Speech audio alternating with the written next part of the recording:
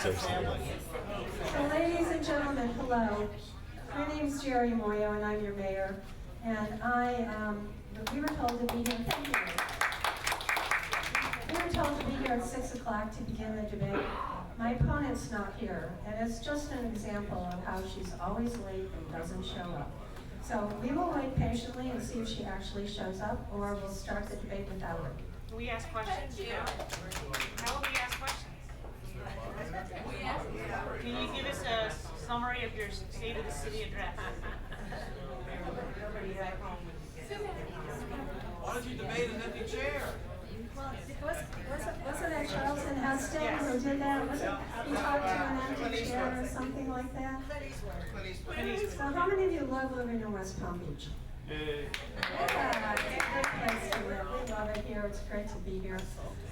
There are a lot of wonderful things going on in our city. We're so proud of it. So, Go ahead. She's here. She's just coming in. I can give you my opening statement, but I guess we'll wait for the next candidate who's very late. Yeah. That's about it. I want to talk about your blood. Oh, yeah. We all got I was good for you.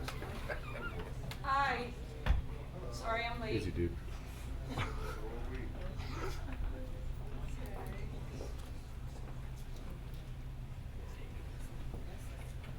All right. It's love to wait for more people, but I don't think it's going to happen. Good evening, everybody. And now I have, oh no, they can hear me. You can hear me, right? No. Better? Yes. Good evening, everybody. I have a couple of things, thank you to say. First to the club, who was very gracious to host this event. To a few of you, whoever's here, thank you for coming, and mostly to our candidates who took time of their busy schedule to come and talk to us. And I'd like to introduce you to Mayor Jeri Muoio, Commissioner Kimberly Mitchell. Where are the others? Okay. Yeah. Len Finzi. I have to go from Len Finzi. He's James, Corey Nearing, and Catherine Waldron. And thank you for coming. I'd like just to give you a little bit of framework so if we're very clear. I don't know the mayor who's going to go first. How if you want to do a point or it's fine. Let's do. You decide. Whoever's going to start first will close last. And they have up to 3 minutes for the opening remarks. Then they will take questions. They have a minute, approximately, to answer. Up to 2 minutes. If there is a rebuttal, you have another minute for that. This basically, and then they have 2 minutes for closing. That's going to be their format. The same will be with the 4 commissioner candidates. Only instead of the 5 minutes, we'll give them 2 minutes, 1 minute, and I'm going to try to be very strict as far as timing because we don't want to drag it for too long either.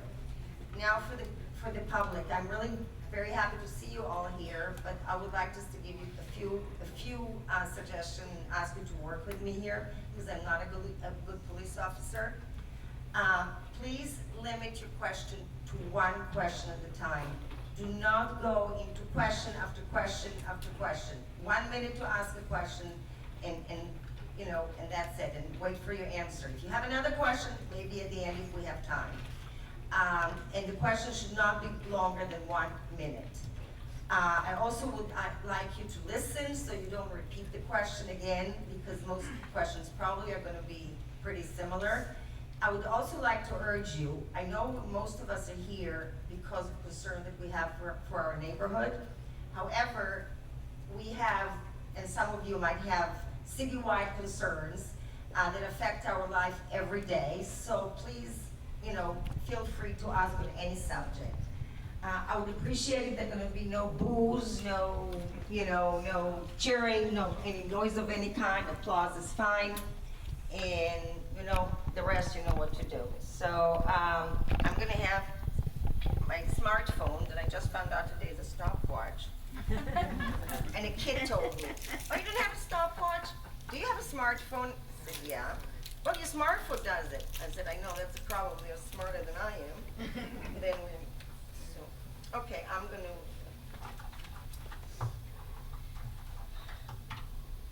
and by the way, just so it's clear, just before the commission section, we have here Paula Ryan, who is commission-elect. She did not have an opponent, so she's lucky, and she would like to introduce herself too and say a couple of words. Thank you. So who do you want to start? I'm sorry? Who do you want to start? Do you care? I can toss a coin. I'll start.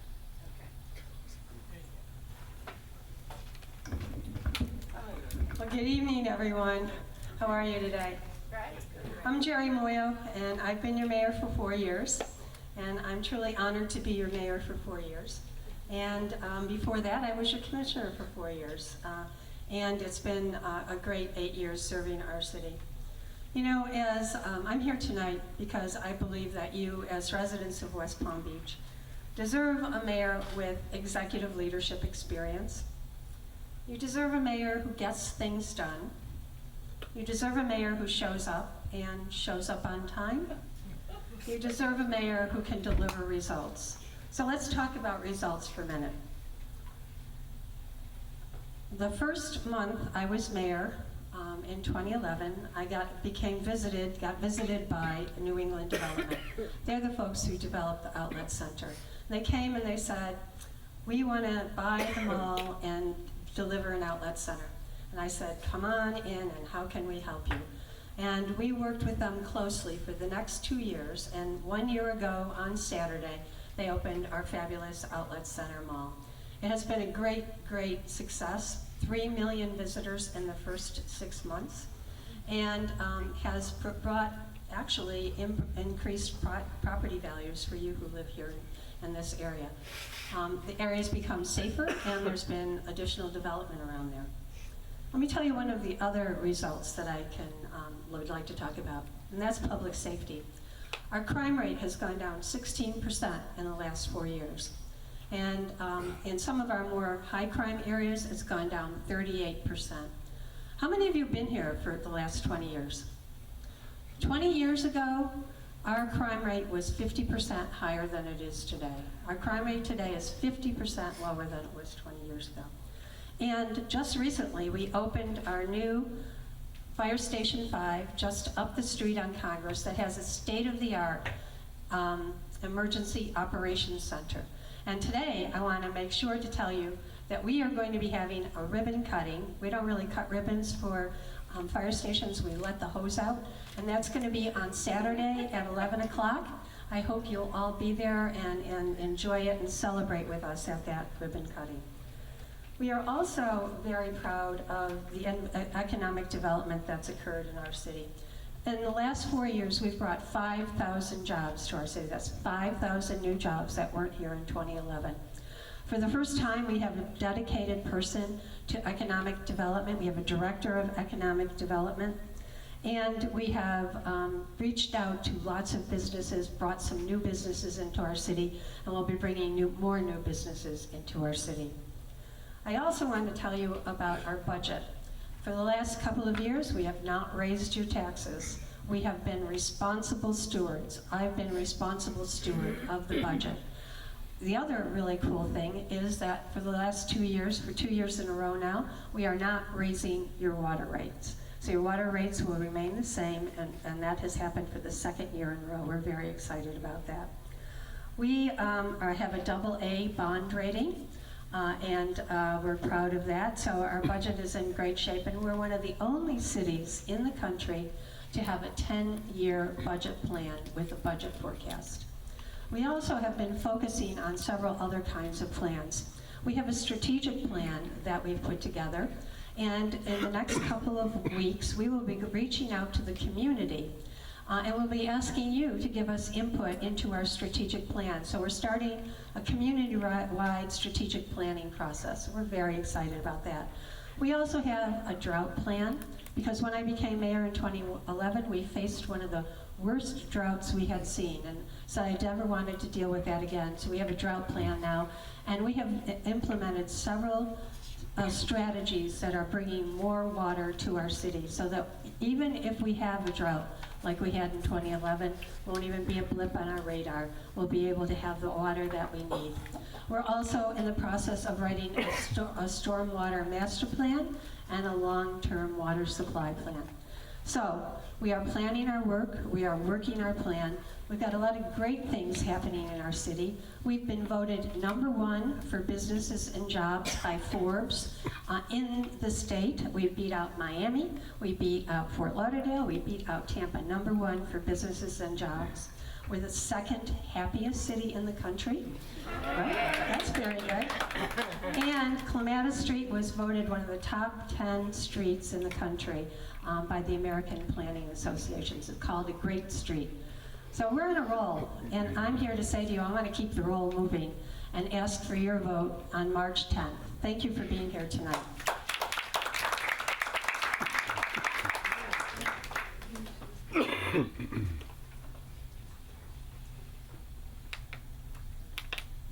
I apologize for being late. Mayor, you really need to do something about the traffic out on Palm Beach Lakes. It's tough, it's tough. I am Kimberly Mitchell, and it's great to be with you. Some of you I know, some of you I don't know, but look forward to meeting you. I grew up here. I grew up in West Palm. I've been on the commission for the last, this is my 13th year. This neighborhood in particular has a soft spot in my heart. My best friend in high school, Patty Sandberg, I think her family was either the first or the second house to be built on Embassy, and so I grew up playing in this neighborhood. Before some of the homes and the condominiums were here, little Kim was playing over here. So, my family has been here for over 40 years, and we've all been part of helping build a greater community. It's something that is just in our DNA. I moved away after I went to college. I lived in California, and I lived in New York. I lived in Tampa and in Tallahassee, and there hadn't really been a reason for me to come back home. In fact, I never saw myself coming back home. But in the mid-90s, I started to see the transformation that Nancy Graham was pushing forward, and it excited me. Unfortunately, though, my brother and my sister never caught that excitement, and they are in Tallahassee and in New York. And part of why I want to be mayor, and part of what I want to be about as your mayor, is recognizing that communities are a lot more than just the condos that we build, the condos that we fight about or we support. We are a community of families and neighborhoods, and if we pay attention, you know, we really pay attention, we're building a community where you can raise your kids. They go off to college, some of them will stay local, some of them will go off to New York or California or Tallahassee, my alma mater. But some of them, if not all of them, have a reason to come back. They have careers that they can achieve and attain back in their hometown. And with that comes your future grandkids. You know, that's the richness, actually, of a community, any great community. So some of those they're hard to chronicle, but it's one of the layers that makes a place special. We have great amenities in this city. We have the waterfront. We are probably in one of the loveliest places on earth. I think it's interesting that Forbes, I mean, I've heard the mayor talk about Forbes saying we're #1. Another Forbes that I have on my phone says we're not ranked #1. So I'm not sure, these statistics come and go. Clematis Street has been #1 since Rodney Mayo started it in 1984. But when I look at what is really here and what is going to be really valuable is bringing commerce and industry that doesn't exist today. So that's what I set my sights on. I have always set my sights on finding those things that are going to be important to keep a city safe and keep a city prosperous, and not just have to rely on property taxes from your businesses or your homes.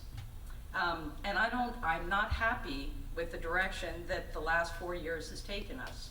4 years ago, I supported Mayor Muoio.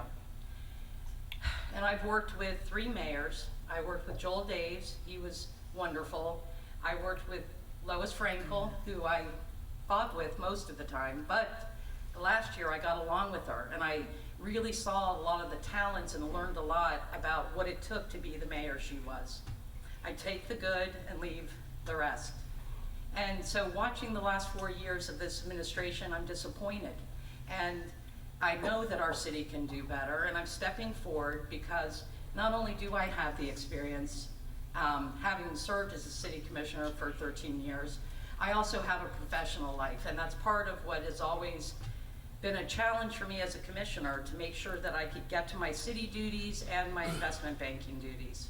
I have served as a managing director of a large investment bank, a large national investment bank with a team of 15 people that I oversaw, and clients scattered throughout the state of Florida that depended on me to be there. So I think I've got a whole list of accomplishments that I have given to the city in my time and my knowledge, and I think we'll speak to that a little bit further in the debate. Now, there's not a timer, she's timing it, but I can't really see the time. Like this. Did you do that? Yes. Oh, so time up? Yeah. Oh, okay. All right, so maybe we could write something down on a card, I didn't. Like a 30-second thing. because I don't want to go over. Let me do the 30. I didn't go Anyway, over. thank you for being here tonight.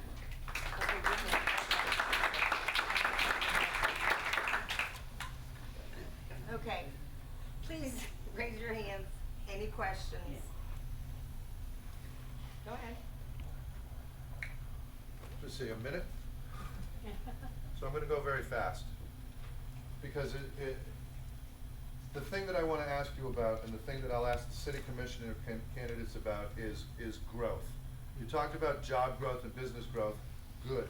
Talked about population growth and residential growth, not so good. In the State of the City address, the mayor said we can expect 25% population growth in the coming years. And our elected officials seem to take every opportunity to accommodate that future growth without thinking about the people who already live here. Rybovich, Bristol, the golf course that became Target, the Scrubby Woods by Congress, the area behind Home Depot, and of course our golf course. Thousands of units coming out of the ground bringing demands for water. I'm glad we have a drought plan. I live on the lake. I've had a beach, a 20-foot beach on our lake. These thousands of units scare me, and I don't remember ever seeing the commission or either of the candidates saying no to residential development. Rather, we make exceptions for Rybovich, we make exceptions for Bristol, and so forth. I'm very concerned about what's going to happen to my city as the population grows. And if you need a specific question, I would wonder if you will, the condos in town, it's just amazing. I wonder where the water goes, where the flushes go, where the water comes from. It scares me. There's nothing in our coding that talks about water. The water coding that we have doesn't get enforced even when there's a drought. We don't have anything about sod buybacks. We don't have anything about banning exotics. Will either or both of you take a stand on conservation in our community? There's a sustainability council in our city that has met, that has been unresponsive to things, that I've gone to their meetings and I was just astonished at what wasn't discussed. Please address residential growth and try to assuage our fears. Thank you. Well, Will you ever say no? How about that for a short question? Can we move the microphone, like?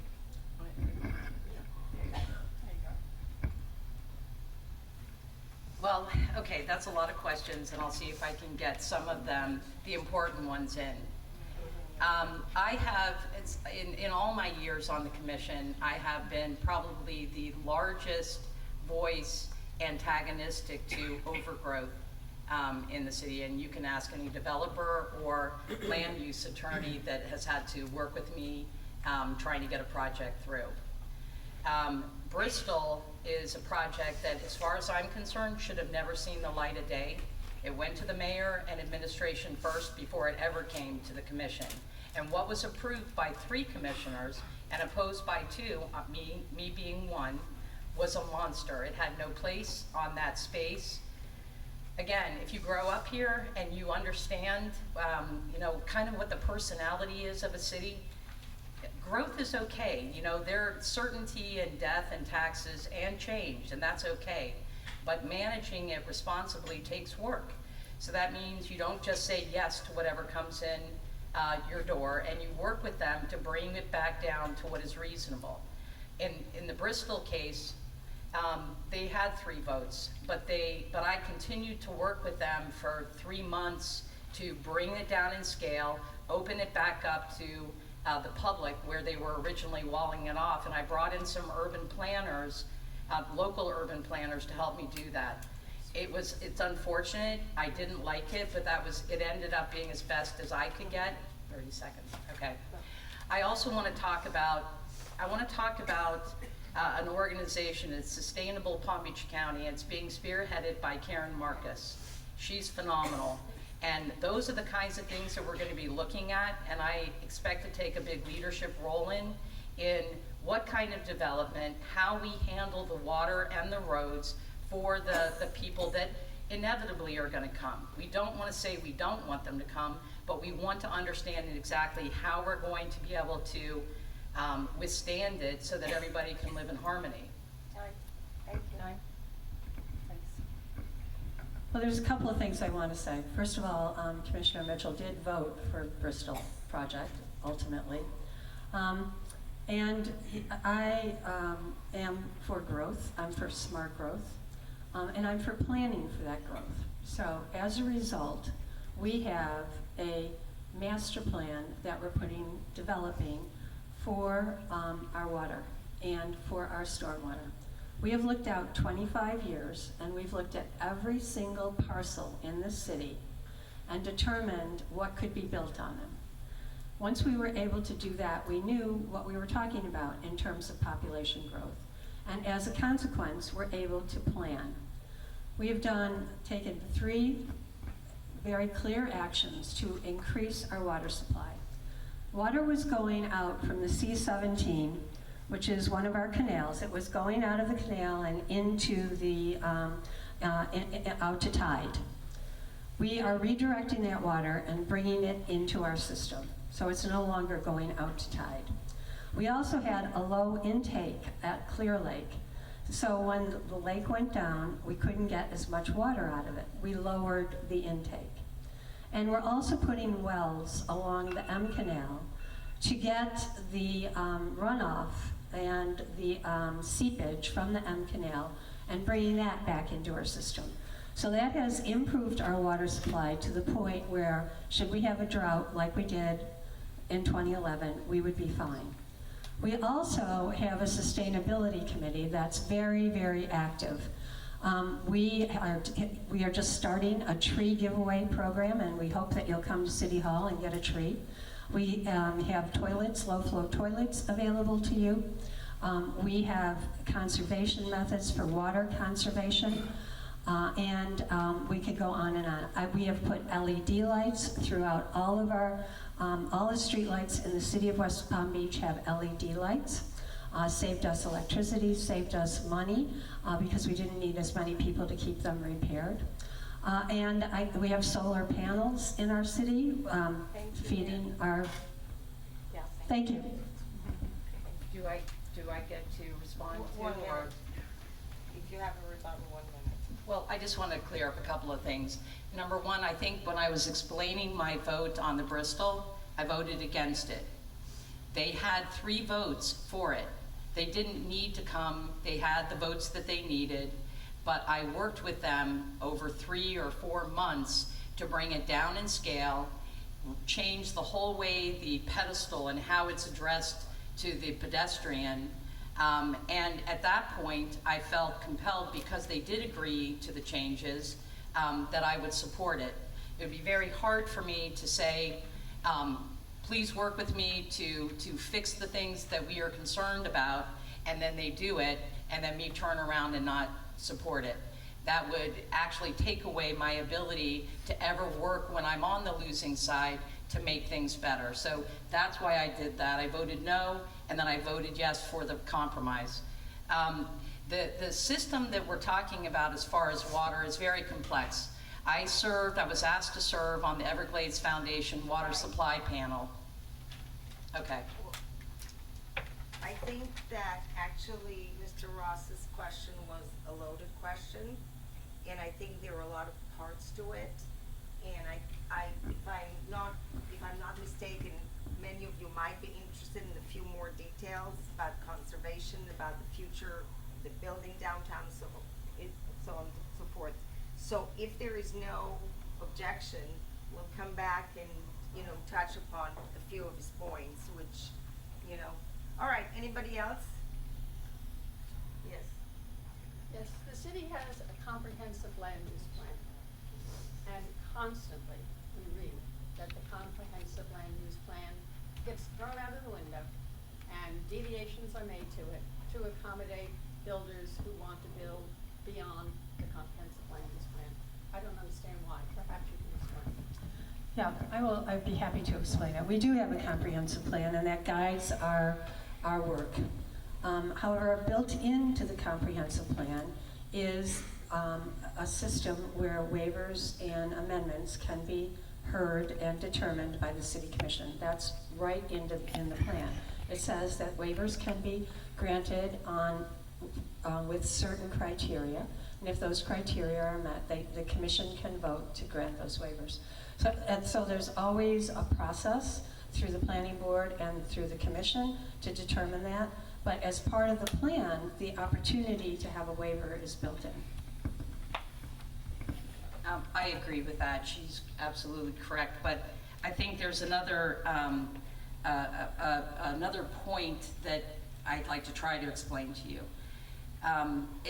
Sometimes it's perceived that we're working to give a developer what they want.